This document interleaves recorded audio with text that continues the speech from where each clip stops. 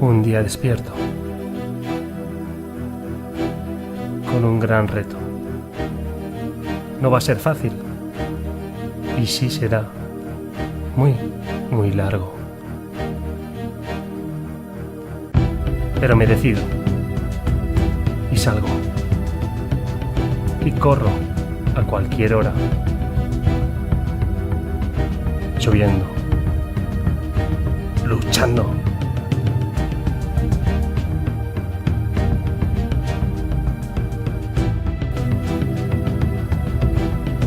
Sufriendo. Recupero. Sigo. Corro y corro. No puedo. No llego.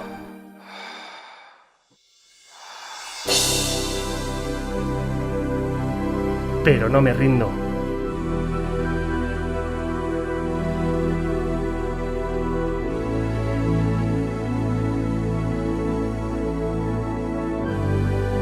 Me mentalizo.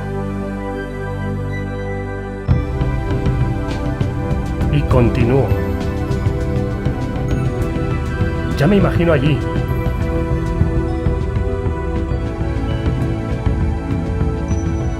Respiro. Y lucho.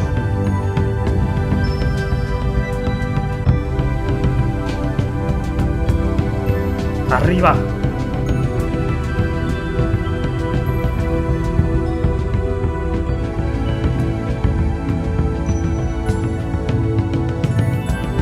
Se me hace muy duro. Pero, por suerte,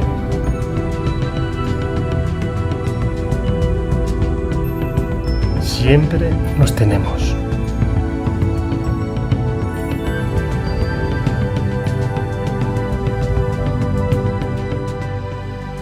Porque nunca, jamás, correrás solo.